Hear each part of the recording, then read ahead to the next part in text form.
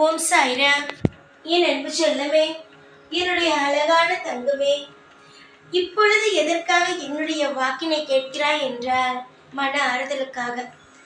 மன ஆறுதலாக இருக்க வேண்டும். என்னுடைய வாழ்க்கையானது ஒரு மிகப்பெரிய பிரகாசத்தோடு இருக்குமா இல்லையா என்று தெரிந்து கொள்ள வேண்டும் என்பதற்காக. அதையெல்லாம் தாண்டி இன்னொரு விஷயமும் இருக்கிறது.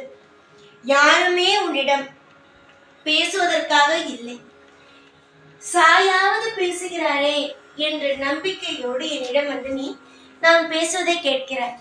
நான் பேசும் பொழுதே மனமானது சில சமயத்தில் நான் ஏதாவது ஒரு கேள்வி கேட்கும் பொழுது திரும்பவும் மனமோ பதில் சொல்லும். அதுவே நான் பேசிக்கொண்டே இருக்கும் பொழுது உன் கண்ணீரும் அதற்கு பதில் சொல்லும். சில சமயம் பேசிக்கொண்டே இருக்கும் பொழுது ஒரு ஆச்சரியத்தை உண்டாக்கும். எப்படி இதெல்லாம் சரியாக சொல்கிறார் என்று.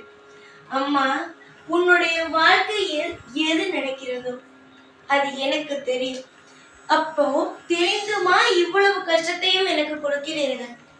என்னை முன்னேற விடாமல் இவ்வளவு தடையாக இருக்கிறீர்கள் என்று நீ கேட்பது புரிகிறது. ஒரு விஷயங்களை நன்றாக புரிந்து கொள்ள வேண்டும். முதல் விஷயம், பிறந்த உடனே இருந்து படிக்கும் காலம், வேலை பார்க்கும் காலம், அதற்கு பிறகு ஒரு வேலை பார்க்கும் காலம் வரைக்கும் அப்பா அம்மா குடும்பத்தோடு இருப்பீர்கள். வேலைக்கு அப்புறம் உங்களுக்கு என்று ஒரு தனி வாழ்க்கை, குடும்பத்தை பார்க்க வேண்டும். உங்களுக்கு என்று ஒரு வாழ்க்கை துணை, உங்களுக்கு என்று ஒரு குடும்பம், குழந்தை என்று அது தனியான ஒரு வட்டமாகும். அந்த நேரத்தில் உங்களுடைய வாழ்க்கையில் உங்களை கஷ்டப்படுத்த கூடாது, சரியா? அதற்காக சிறு வயதில் உங்களுடைய அப்பா அம்மா கூட இருக்கும் பொழுது பாதி கர்ம வினையை முடிக்கிறீர்கள். அதாவது பாதி கர்ம வினையை நீங்கள் உங்கள் அப்பா அம்மா கூட இருக்கும் பொழுதே முடிக்கிறீர்கள். அதுதான் கஷ்டம். நீ என்னிடம் வந்து என்ன கேட்கிறாய்? சிறு வயதிலிருந்து இப்பொழுது இருக்கும் வயது வரைக்கும் நான் சந்தோஷம் என்பதை பார்க்கவில்லை, கஷ்டத்தை தான் பார்க்கிறேன் என்கின்றாய். சிறு வயதில் பாதி கர்ம வினையை முடிக்கிறாய். அது உங்கள் அப்பா அம்மா உடைய பாரத்திலேயே முடிந்து விடுகிறது. அதற்கு பிறகு வேலை, குடும்பம், அதில் அப்பப்போ உள்ள கஷ்டங்களை அனுபவிக்கிறார். ஒருவர் முதலில் சந்தோஷத்தை அனுபவிக்க வேண்டுமா, கஷ்டத்தை அனுபவிக்க வேண்டுமா? கஷ்டமா சந்தோஷமா? நீயே சொல் பார்க்கலாம். கஷ்டத்தை. ஏனென்றால் அவனுடைய வாழ்க்கையில் முதலில் கஷ்டத்தை முடித்து விட்டானால் அடுத்தது வரப்போவது சந்தோஷம். அந்த சந்தோஷமானது மிகப்பெரிய ஒரு திருப்தியை கொடுக்கும். மிகப்பெரிய ஒரு திருப்தியை கொடுக்கும் அந்த சந்தோஷம். கஷ்டங்கள் முடியும், சந்தோஷங்கள் ஆரம்பிக்கும். புரிகிறதா?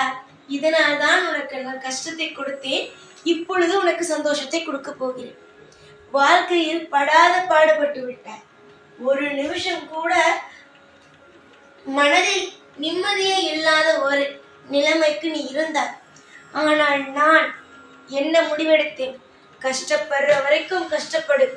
உன்னுடைய கர்ம வினை கஷ்டப்பட வேண்டும் என்று இருக்கிறது, அதனால் நீ கஷ்டப்படு என்று நான் விட்டேன். இப்பொழுதோ கர்ம வினைகளானது முடிந்தது. பாதி கர்ம வினையை நான் எடுத்தேன். நீ நினைக்கிறாய் முழுமையாக கர்ம வினையை நான் அனுபவித்த பிறகு நீங்கள் எடுத்தால் என்ன, எடுக்காவிட்டால் என்ன என்று. ஆனால் நீ ஒன்று புரிந்து கொள்ளவில்லை. என்ன தெரியுமா? நீ முழு கர்ம வினையையும் அனுபவிக்கவில்லை. அப்படி அனுபவிப்பது போல இருந்தால் உன்னால் வாழ்க்கையில் வாழ முடியாது. அது இப்பொழுதே நரகமாக இருக்கிறது என்று நினைக்கிறார், அது இன்னும் நரகமாக்கும். அதனால் உன்னுடைய பாதி கர்ம வினையை நான் எடுத்துக்கொண்டேன். மீதி கர்ம வினை 75% கர்ம வினையை சாயாகிய நான் எடுத்துக்கொண்டேன். மீதி 25% மட்டுமே தான் நீ கர்ம வினை அனுபவித்தாய். இப்பொழுது நீ சொல்வாயா, எல்லா கர்ம வினையும் நான் அனுபவித்து விட்டேன் என்று? சொல்ல முடியாது. வாழ்க்கையில் தெய்வத்தை எதற்கு நீங்கள் நம்ப வேண்டும் என்றால், உங்களுடைய மன உளைச்சலாக இருக்கும் நேரத்தில், உங்களுக்கு யாருமே இல்லாத சமயத்தில் நீங்கள் தெய்வத்தை நம்பி வந்தால் உங்களுக்கு ஆறுதல் கிடைக்கும். அதே சமயம் நீங்கள் வாழ்க்கையில் வாழ்ந்து கொண்டு இருக்கும் பொழுது சில தவறுகளை செய்த பிறகு அதை பாதி தெய்வங்களாகிய நாங்கள் எடுத்துக்கொள்கிறோம்.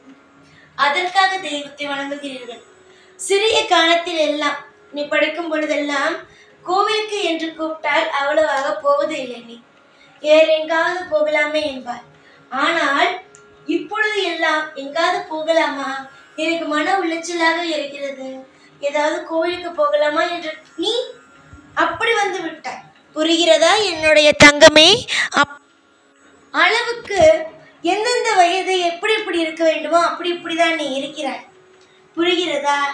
அம்மா கவலைப்படாது, எல்லா விஷயமும் மாறக்கூடிய ஒன்று.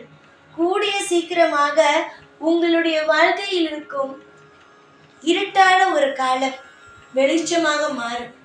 நிறைய பேரை பார்த்திருப்பாய். நான் இந்தந்த ஆட்கள் என்று சொல்லவில்லை.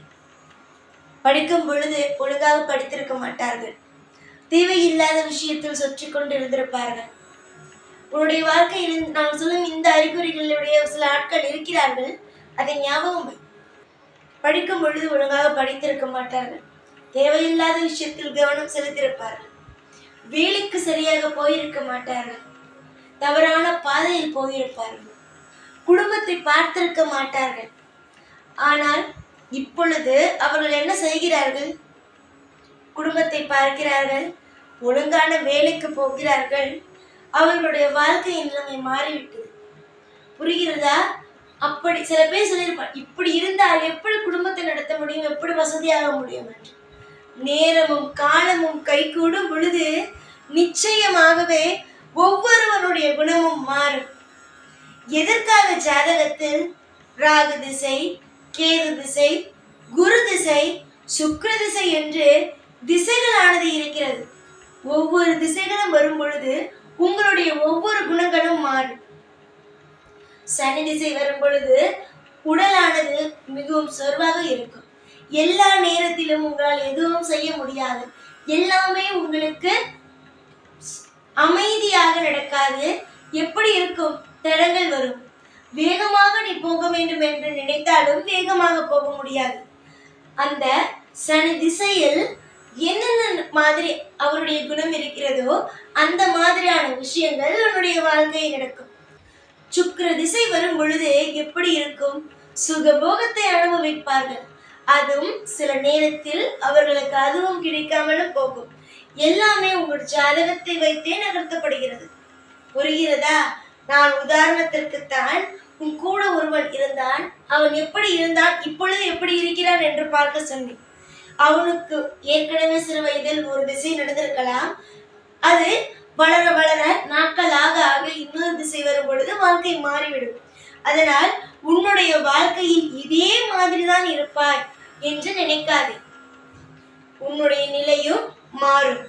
உன்னுடைய வாழ்க்கையில் இருக்கும் சூழ்நிலையும் மாறும். எல்லாமே உனக்கு உன்னுடைய கெட்ட திசைகள் அனைத்தும் முடிந்து விட்டது. கெட்ட திசை என்றால் என்ன? உன்னை கஷ்டப்படுத்திய திசை. உன்னுடைய வாழ்க்கையில் கஷ்டப்படுத்திய திசையானது முடிந்து விட்டது. நேரங்கள், கஷ்டமான நேரங்கள் முடிந்து விட்டது. கர்மவினை முடிந்து விட்டது. எல்லாவற்றையும் உன்னுடைய சிறு வயதிலிருந்து இப்பொழுது வரும் சேர்ந்து வர வைத்து விட்டேன்.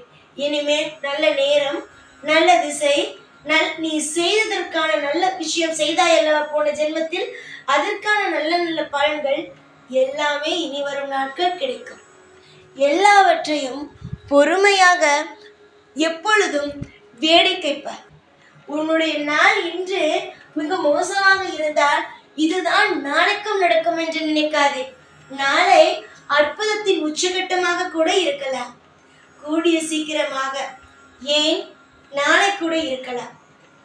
நீ செய்யும் தொழிலில் உனக்கு முன்னேற்றம், அதனால் உனக்கு பணம், அதனால் உனக்கு வசதி, அதனால் உனக்கு அனைத்து செல்வாக்கு கிடைக்கும்படி நான் செய்வேன். முன்னேற்றத்திற்கு தடை இல்லை.